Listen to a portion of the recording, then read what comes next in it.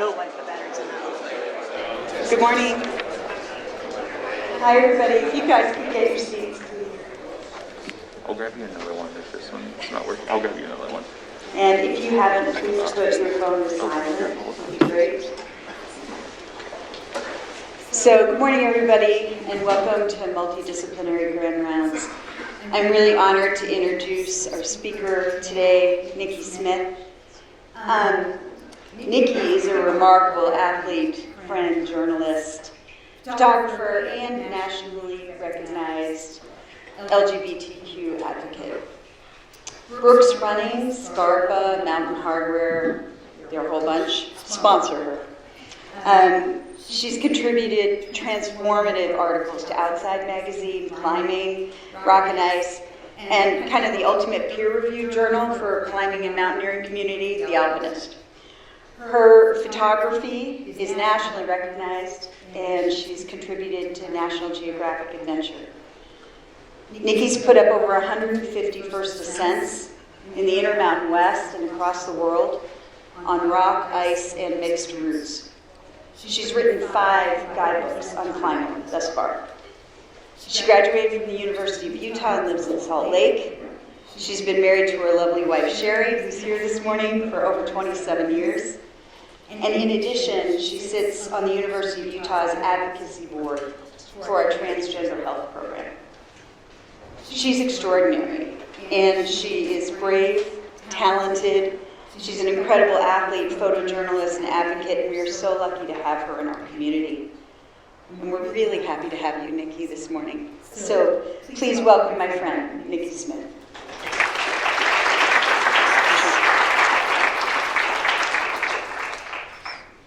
Hi, everyone. Thanks for having me here today. Okay, started in this.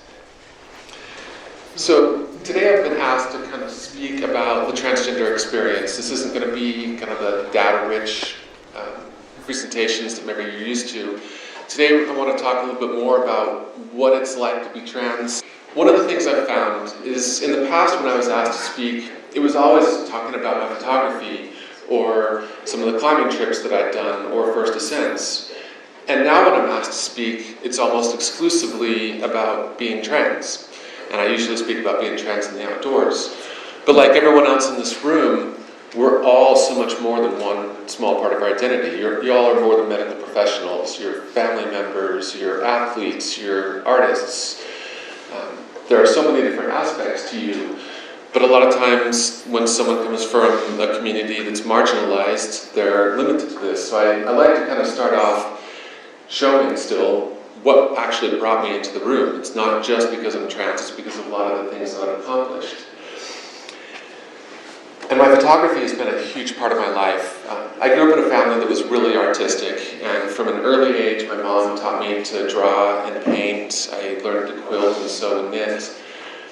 And then at a certain age, I was no longer allowed to do some of those things for my mom. It seemed like some of those things that I wanted to do kind of worried my parents. And so at 5 years old, my dad gave me a point-and-shoot camera. And that was back when we still had slide and print film. And those cameras would have 24 to 36 frames in there. And I took a lot of really horrible photos. But for some reason, my dad decided to blow up a couple of them, and he entered them in the Utah State Fair, and I won a blue ribbon, which was really cool as a kid, and probably because I was the only kid at 5 to enter. But it still wasn't one of my favorite things. I did photography along with drawing and painting, and I always had it out there. But it wasn't until I was in college, and I always had my camera with me, but it wasn't what I fully wanted to do. And then one day I was climbing at an area about 2.5 hours from here, and I was 15 feet off the ground on this climb, and I started to move up, and all of a sudden I heard this super loud pop. And I had hurt the A2 pulley on both of my ring fingers and could no longer climb. So I decided that I was going to throw myself full-time into photography because I still wanted to be out there with all my friends. I wanted to be outside and explore and experience these amazing places. So I focused solely on photography. At the time, I was still in college, And so my wife and I borrowed a bunch of money from my in-laws to buy a new camera, which isn't necessarily the best thing to do. But over time, I started really pushing myself in there, pushing myself to learn and grow photography. And I went from being constantly rejected by the magazines and companies to slowly starting to get one photo in print. And then it was a couple photos, and then it was a full-page photo, and then that started to turn into articles. And over time, that became my profession. I've been doing outdoor and climbing photography for more than 20 years now, and I've been able to work with most of the large outdoor brands out there and magazines, and I've been able to travel the world. I grew up in a family that didn't have much money, and I remember looking at National Geographic and all these magazines, and always wanting to see these places, but never thinking I'd actually be able to afford to go there. And it's been an amazing vehicle to try to show people these places and the activities and people that I love. It's kind of a glimpse into a world that not many people ever get to see. And it inspires people to get out and be active, to be able to go to a place like this. One of my favorite parts is showing places that people don't even think exist. These photos right now are from Zion National Park. Most people think that you wouldn't have ice in the desert, but Zion has some of the best ice in the lower 48. It's amazing out there. Moab has some amazing ice as well, which is coming up on the next couple of slides. This is a climb that forms maybe once every 10 to 15 years, and it formed this year coming out of this amazing window out there. And my job is to go out there with these athletes and keep up with them. The other part of what I really love to do, at first I was really afraid of taking portraits. You have to get in really close and get in really personal with someone. And for reasons that we'll go into in just a minute, I was afraid to share who I was. I was afraid to connect. I often hid behind a camera. And for me, portraiture is all about connecting with someone. And I think a lot of us out there can probably relate. We're really self-conscious a lot of times about getting our picture taken. We usually hate when we have to get our staff photo. And so my goal when I'm trying to take these pictures isn't always to get a photo that the person in the photo is going to like, although I would love that. What I'm trying to do is get a photo that when their friends or family members see that, they know instantly, like, that's them. You totally captured who they are. And it's been an amazing gift to be able to connect with all these people. My photography has been used, unfortunately, for a lot of obituaries and for memorials for climbers who have died as well. But it's allowed family and friends a way to connect with those that they've lost. And that's been an amazing gift, even though it can be hard having a hard drive full of people who have since passed away. But going into my story, when I was really young, I was born in Portland, Oregon, and my father ended up getting a job with the Bureau of Land Management, the BLM, and we moved to Moab, Utah. And we were there for a little while, spent a lot of time outdoors, and then he moved to the Forest Service. He was a geologist and had a minor in archaeology, and so we were always outside hunting for rocks. I do the same type of thing now. I'm just looking for a lot bigger rocks than what we were back then. But we were a very outdoorsy family. We were really encouraged to play out there. And my dad had developed leukemia and he had ankylosing spondylitis. So he wasn't able to go too far from the car. So I spent a lot of time alone. This was hiking Malin's Peak in Ogden. I was maybe 12 years old and went by myself to do this long hike. I was encouraged to, and in some cases forced to be in a lot of sports. But running was something I always loved. And it wasn't until I was 16 years old and I found climbing that I finally found something that really captured what I wanted to do. The first time I touched rock, like everything went silent and I could push away everything that I was struggling with. But once I graduated from high school, I didn't really have many options. My father had passed away when I was 14 and I wanted to go to college. And one of the only ways I could figure out how to do that was to join the Army. So right before I left, I had a going-away party at the climbing gym, and I let one of my friends buzz my head before boot camp, which I later found out was a bad thing because the drill sergeants want to be there to punish you by removing your hair. But I served in the Army for 3 years, and while I was out there, I was able to meet my amazing wife, Sherry, who's sitting here in the audience. And after we left the military, I wanted to come back to Utah and go to the University of Utah. My dad had gone here. The mountains and desert here had always been my home. And once I started at school, climbing quickly became my life. I started a climbing club at the U. I started working for a climbing gym and teaching climbing. I started guiding. I then started climbing photography, and I started working for climbing companies. And I threw everything into it. And right after I graduated, I started working for a climbing company, running their marketing department and climbing program, and was the staff photographer. And for a while, I convinced myself that I belonged. But over time, as I was out there, I started to see breaks in that. From the earliest age that I can remember, I grew up here in Utah. My family was Mormon, and we would have family prayer every day together. And then we were expected to kneel at our bed alone and pray. And every single night, I prayed that I would wake up the way I was supposed to be, because even then, I knew I was a girl. But at a certain age, I was no longer allowed to play with a lot of my girlfriends. I wasn't allowed to do things that were considered feminine. I wasn't allowed to dance. I wasn't allowed to do a lot of things I wanted to. I was forced into sports. And I threw myself at it. In climbing, we have this tradition that the first person to climb a certain climb gets to name it. And looking through the guidebooks, there were racist, sexist, homophobic, and transphobic route names. Because people saw me as masculine, as what they saw was a normal male,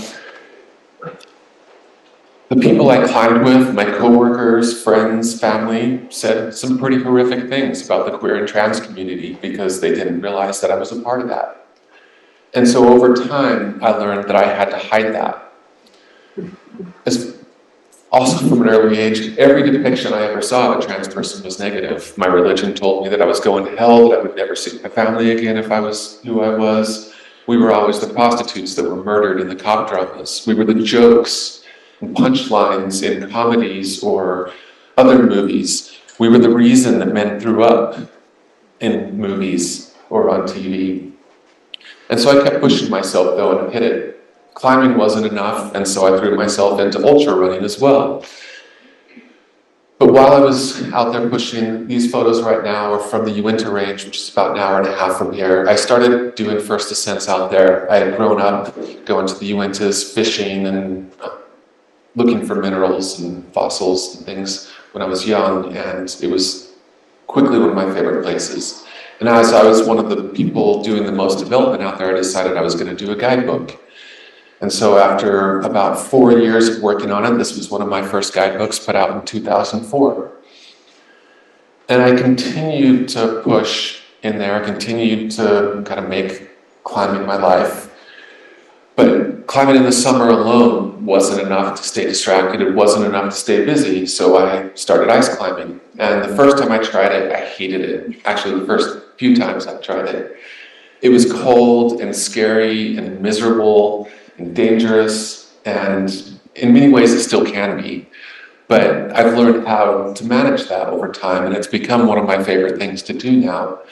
And that's, as an athlete, that's kind of my area of expertise, where as a photographer, I'm trying to keep up with everyone, and I have to at least be able to not slow them down when I'm out there taking photos. But in ice climbing photography, I'm often equal with a lot of the folks out there.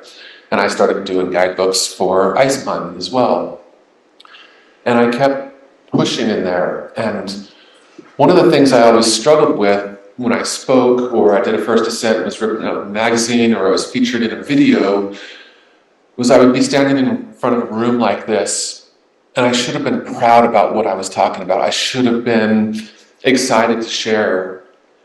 And at the time, I didn't understand why I felt sick. And it wasn't until later on, looking back, that I realized that standing in front of them, I was presenting a lie. And I kept thinking to myself, if they knew who I really was, they wouldn't be there.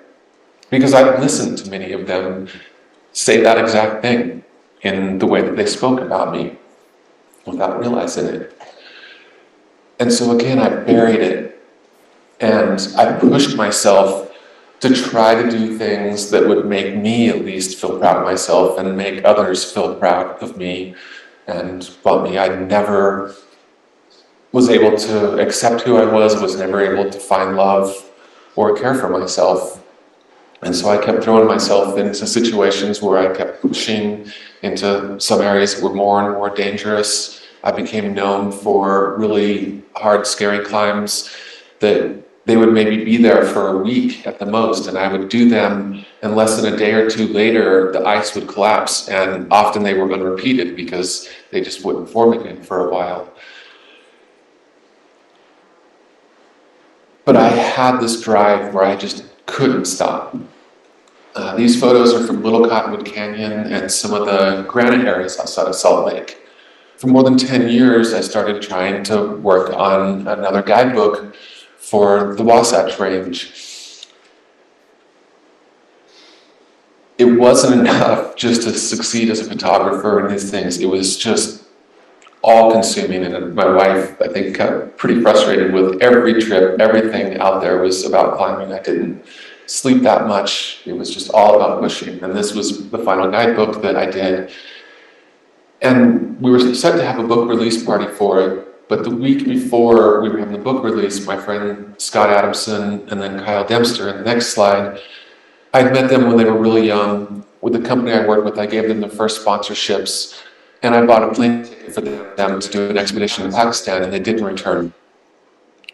A lot of people in the Salt Lake community felt horrible after that, having that loss. But it sent me into a downward spiral. One of the ways I like to explain depression is when I was really young, we used to lay a blanket out on the ground, and I would get onto the edge, and you would roll into it until you were all wrapped up in there. And for me, depression felt like I started rolling into that blanket when I was really young. And over time, I rolled so long in there that the air started to disappear.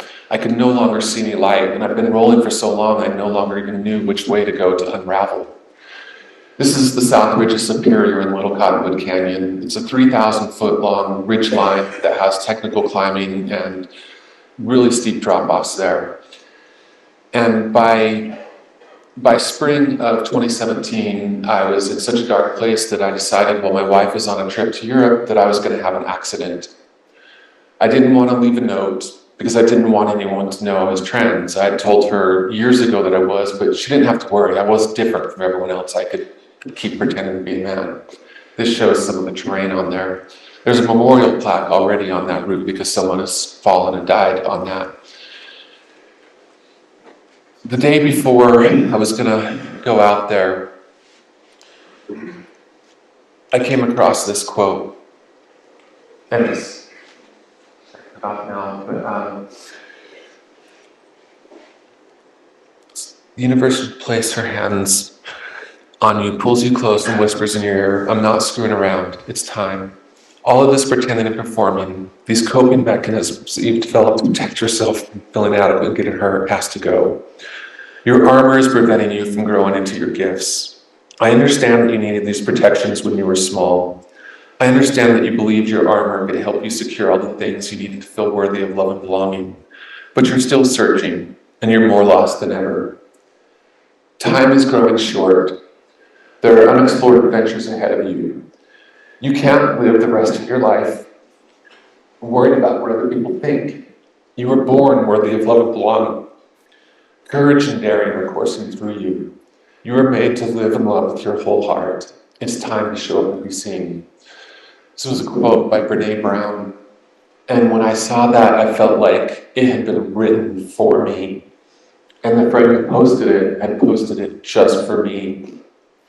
And instead of going out to kill myself the next day, I decided that I was going to do something different. I was going to give myself a chance. And so I got a hotel in Las Vegas, drove out there, and I decided I was going to go out dancing as myself. And I still don't fully know why I chose dancing. I was told from a very young age that only sissies danced, and I never danced. I didn't go to any of my school dances, and for 4 hours that night, this was me on that night, in a wig and makeup, and I was able to just be myself. People left me alone in this club, and it was amazing. And then I had to go back to pretend to be something else. But because of that, I decided I needed help. And so I reached out to a therapist. And it took me almost a month to say the words out loud that I'm transgender. What I really wanted originally when I went to see her was for her to help show me how I could continue to pretend to be something I wasn't. This is one of the first photos I took of myself climbing. And I went out by myself and faked this photo just to see me. And my wife and I started doing trips together to see whether she could handle being with me. And for the rest of 2017, I was in therapy. I started hormone therapy. And by that fall, even though I was progressing, I was still suicidal. I couldn't accept who I was. I didn't want to be trans. I didn't want to lose everything, which is what I thought was going to happen. That I would lose my career, I would lose my friends, I would lose my family. Because that's what happened to most trans people. These photos here are from some first ascents that I did that fall in the Uinta Range. That this is a 1,600 foot long climb that got written up in the magazines. It's one of the longest in the state now. And I remember coming back from this, and I was so excited after this. But as soon as I got home, I remember going into the shower, and all I could do was sit there and think about slitting my wrists. It wasn't until the end of 2017, when I was seeing a therapist in San Francisco, and I went out dancing one night, and I came back to the Airbnb, and I passed this full-length mirror. This was me that night. And I saw my reflection in that mirror, and for the first time ever, I saw me looking back. It wasn't someone in a makeup, it wasn't a wig, it was me. And I just could not stop crying. And I finally looked at myself and I said the words, "I love you."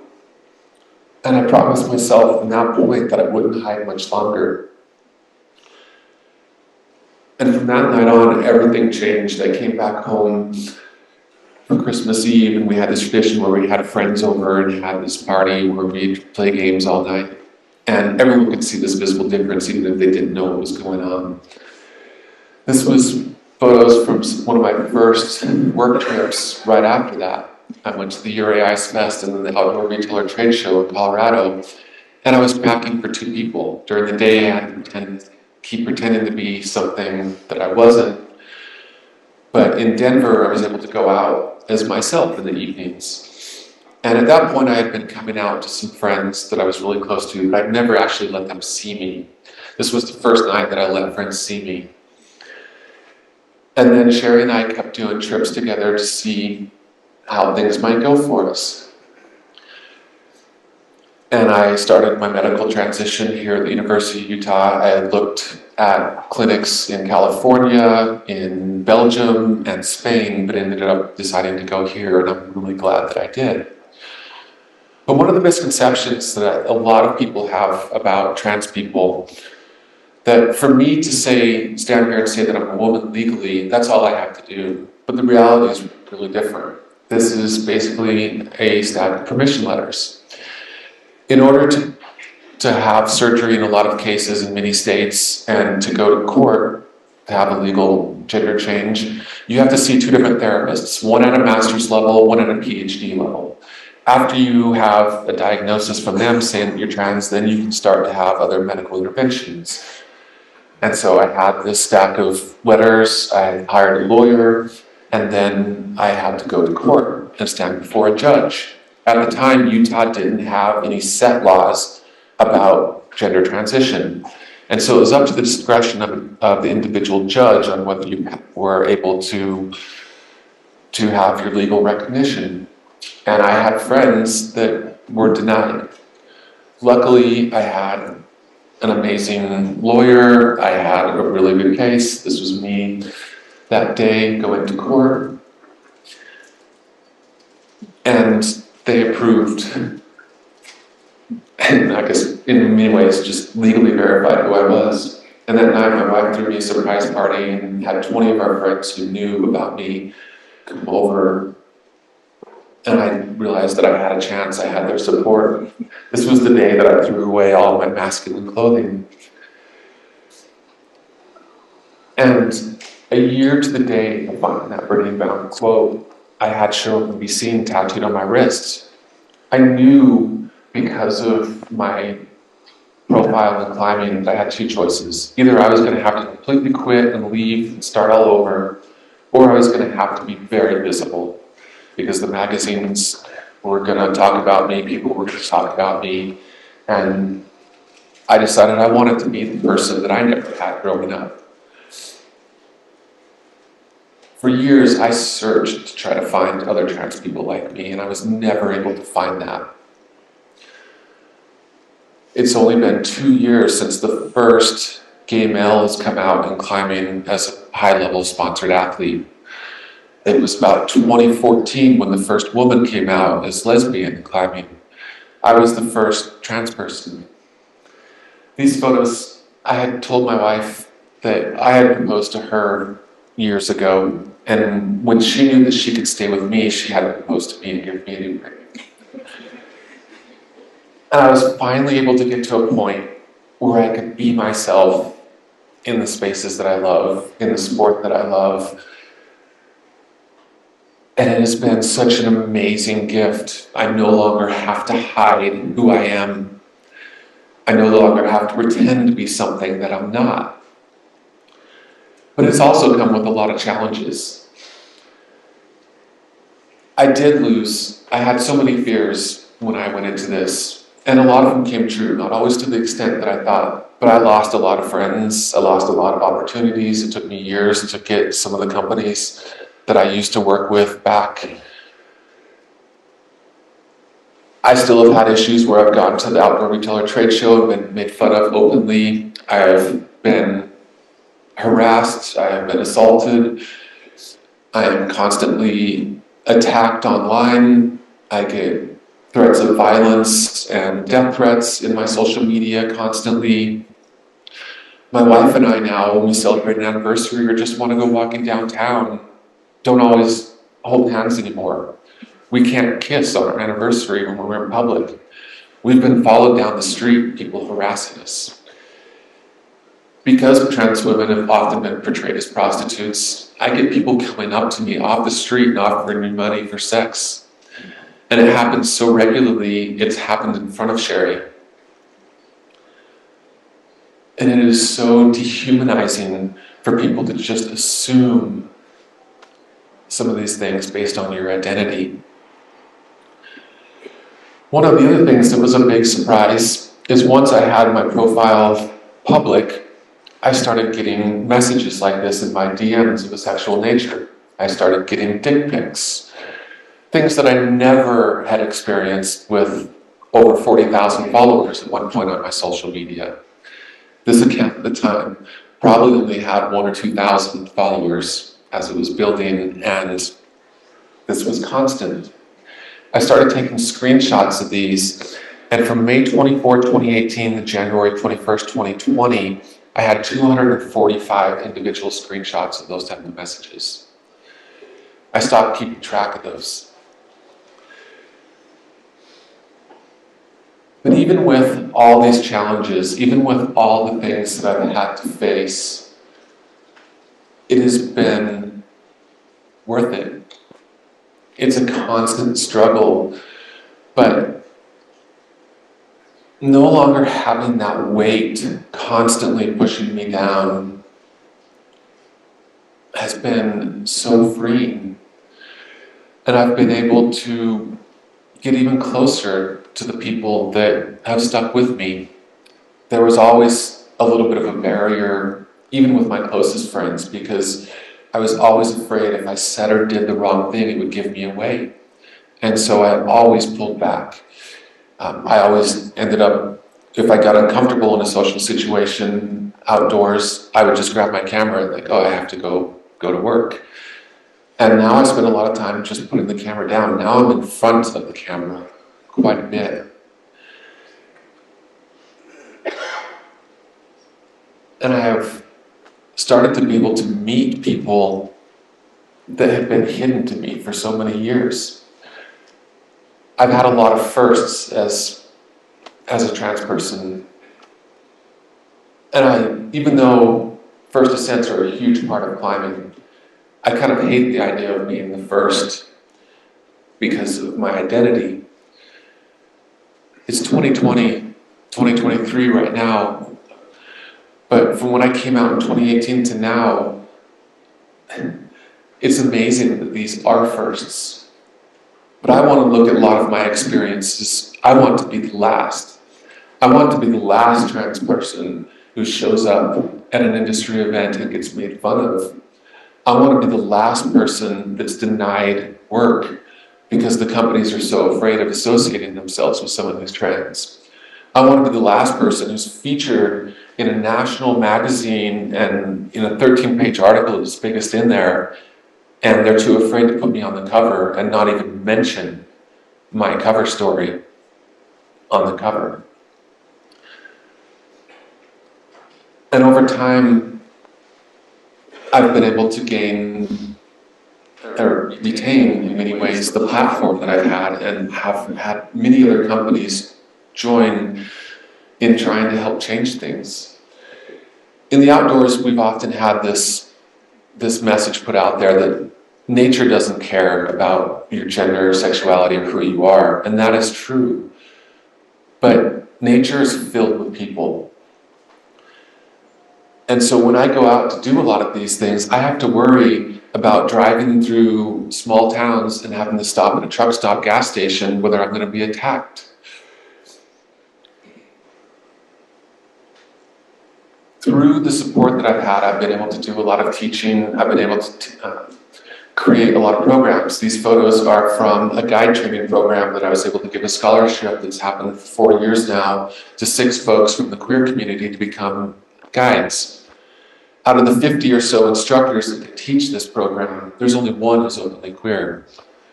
And now we're starting to get to a point where we have fully queer staff at a lot of these guide services. To this point, I still have never been photographed or had my story told by another queer or trans person. And that has been an issue I've seen as a photographer, where the brands keep sending out these requests for photos of diversity, but they send them out to the same cis straight white guys that have always taken the photos. And so now I'm able to use my photography to help highlight other folks in the trans community. I've been able to create a scholarship program and do a photography training program where we give 6 participants from marginalized communities a 4-day training on how to do climbing photography, how to do editorial pitches, how to work with brands so that they can tell their own community story. And I'm seeing the effects of this every day. In addition to the hate that I constantly get, I also get messages from people.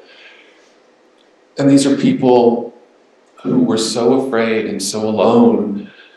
They thought they would, like me, that they would have to leave their sport, they would have to leave their community. And because they saw someone else who was like them, that changed everything. I've always been proud of inspiring people to get outside and do that, but nothing comes even close to those messages that I get from other trans or queer people, or even other people who are struggling with other issues in their life, that they finally felt seen and they didn't kill themselves because they found your story, or my story. And so speaking engagements like this have become a huge part of my life. Magazine articles that have been translated into many different languages throughout the world. I've spoken on a lot of podcasts. I've been in quite a few videos that are starting to come out now. And I'm starting to build community. I never thought I would see others like me. And you can see from some of these earlier photos that you might not always be able to tell I'm trans in the photos.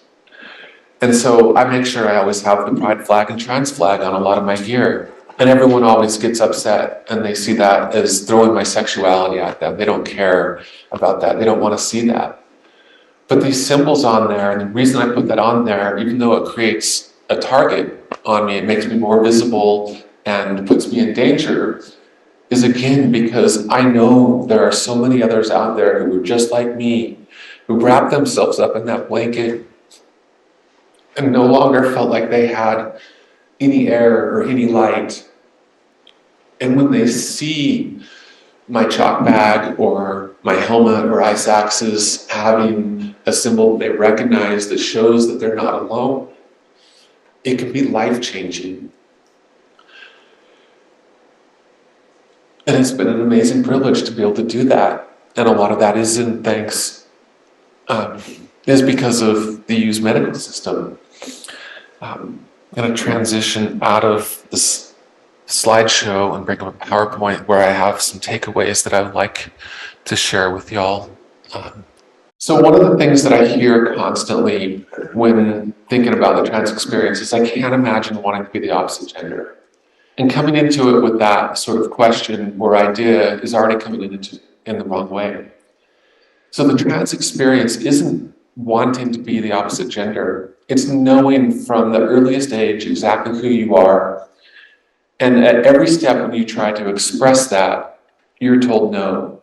You can't wear the things you want. You can't wear certain colors. You're not allowed to do certain activities.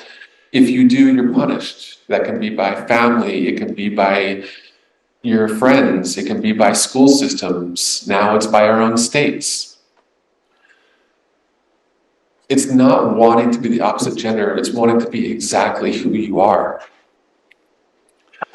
Another misconception I hear a lot is, don't trans people have to have surgery to be trans?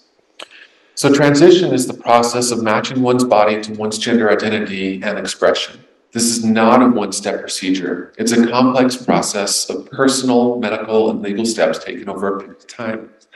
The exact steps vary from person to person, the spiritual needs, financial resources, and physical needs. And the state you live in also has an impact on your transition. So for me, I've had a lot of medical intervention, but I'm still the exact same person I was before that. These medical procedures have been super important in allowing me to see myself and for others to see me for who I am. But it doesn't make me any more trans than before I had that. In the first year, my wife and I estimate that we spent almost $100,000 for my transition. Most of that wasn't covered by insurance. That was multiple therapists, medical interventions and surgeries. In order to have some of those surgeries, even if they are covered by insurance, laser hair removal, electrolysis for more than a year is often necessary, and that's not covered. Therapy is often not covered. Voice therapy, so many different areas in there were necessary to be a part of that, and that's not financially accessible for a lot of people. The time alone to go to all those appointments is not necessary.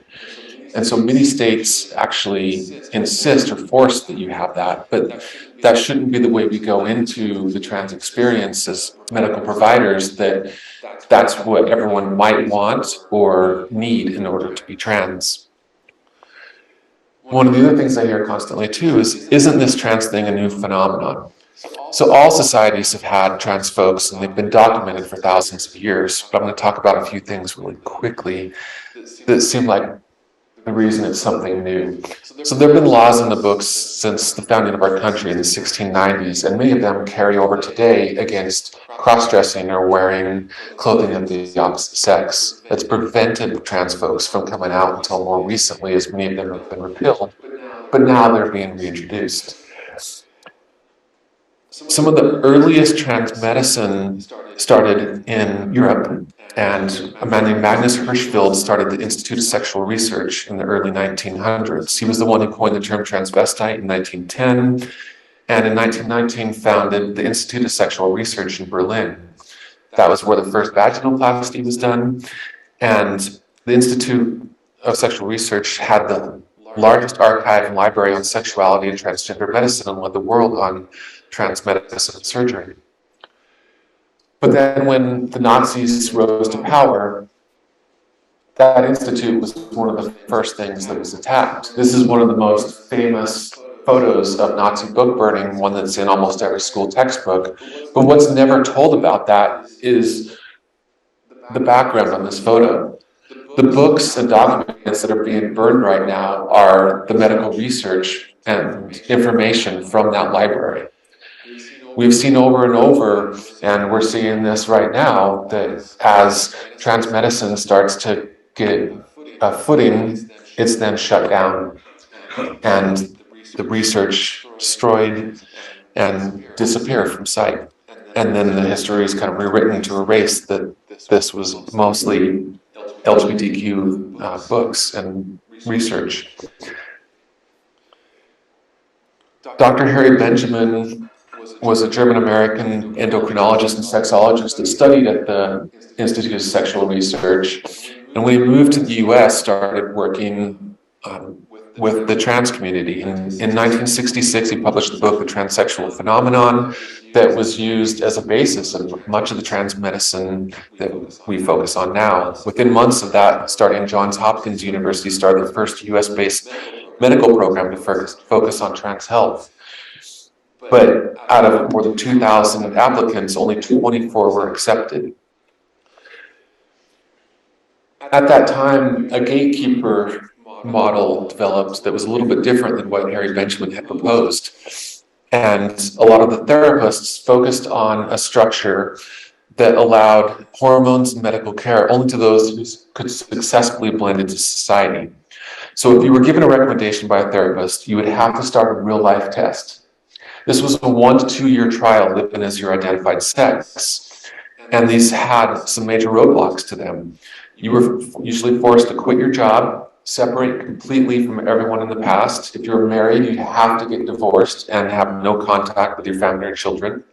You'd have to move to a new city and start over. And you were required to create a backstory that fit your identified sex and not allowed to tell anyone that you were trans. As you can imagine, that really limited who was able to even access a lot of these programs. Someone like me, with my voice and my size, would not have been allowed to even be a part of some of these programs. So again, there have been so many roadblocks, and we were actually forced to hide that we were trans, that a lot of people think this is new. I think because of time, I'm going to kind of go through these other ones quickly. So some of the things that you might want to think about when seeing some of the trans community: the violence and prejudice that we face often dictates more of what we want to focus on in our healthcare than some of the long-term worries we might have. So with my personal experience with hormones, early on, I pushed the limits of what my doctors wanted me to have on my hormones, because my worry was more how I was perceived outside and the violence that I would face there than worrying about what might happen to my system later on. I've since had to change that because it has really hurt me. But, you know, a lot of us are going to be pushing for things or not maybe listening to a lot of your recommendations because we're more concerned about that violence than we are about our bodies. Disordered eating is a really big issue within the trans community. This is probably going to start to increase as trans masculine youth are no longer able to have puberty blockers or other medical support. They'll often use disordered eating as a way to halt their puberty and prevent that from happening. Trans feminine folks will often use disordered eating as a way to reduce bulk, reduce muscle mass. And there's a lot of effects that can cascade because of that. Some of the surgical or medical procedures we seek, as well as the timeline we might push for, is also a part of the things we're thinking about. You know, we're often, as a community, accused of being obsessed with plastic surgery. But even after everything I've gone through, I still, when I walk into some building and someone calls me sir, or someone threatens me or does something, I'm constantly thinking, maybe if I just have this one more thing, maybe if I have my jawline redone, maybe if I have this, that'll make me safer. So it's not always that we want to have some of these things. Sometimes these surgeries can make us safer, and we might push into these areas because of worries of our safety. You know, we all have bouts of dysphoria, but they're not always paired with real threats to our personal safety or societal acceptance. I think for now, we'll skip some of these stats and just kind of move into a Q&A. That's okay with everyone since we're short on time. But yeah, thank you all for listening. I really appreciate your time. And thanks for being here.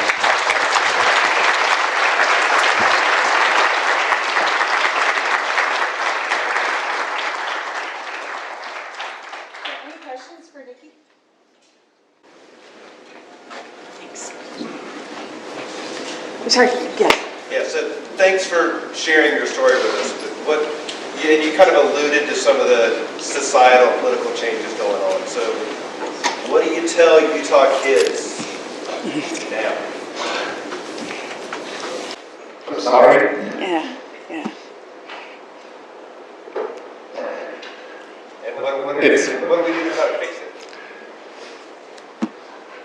The people who are pushing in these attacks of the trans community are really a small but very vocal and well-organized group.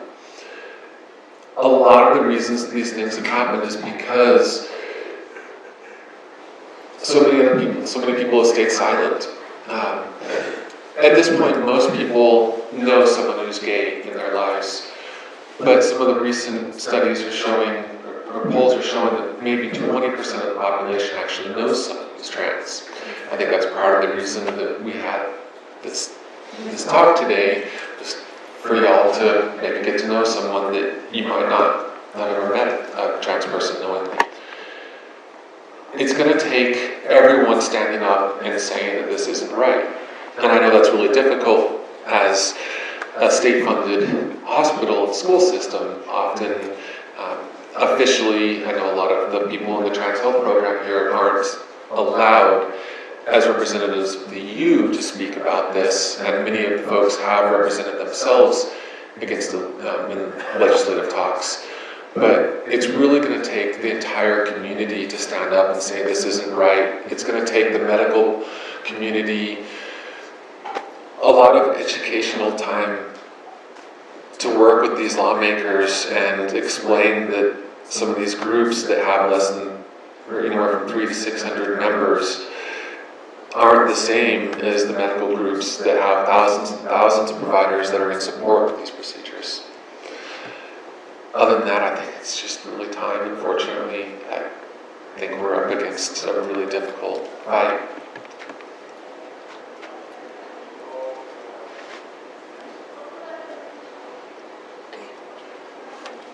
Oh, sorry, please. Thank you for coming and speaking with us. Your pictures are absolutely beautiful.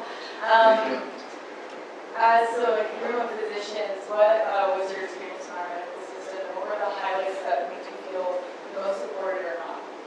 I mean, this right here is some of the highlights. That I'm able to stand here and look in the mirror and see the person that I've always seen is huge. There have been so many amazing folks here. I've had a lot of issues while coming to the U, and one of the things that has kept me coming back is because every single time I've had an issue and I brought that to the attention of the folks in the transgender health program, they addressed it. So much so that they created a patient advisory panel that I'm a board member of to try to help from the patient's view push for new standards and procedures in order to help keep us protected and safe and feel more welcome in the system. And the U has been amazing with that support, and I think that's really shows not only who we all work for, but who you are as medical professionals, that you all have been so willing to take on that work and to try to change. Just being here and listening to someone without a medical background speak about this is is huge. I really appreciate that.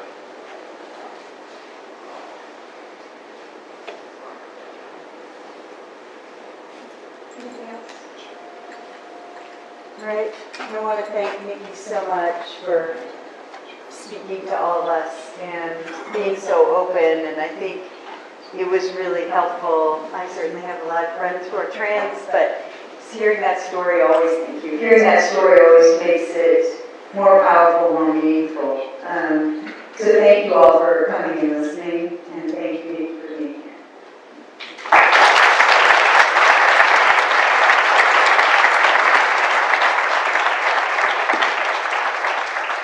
Perfect.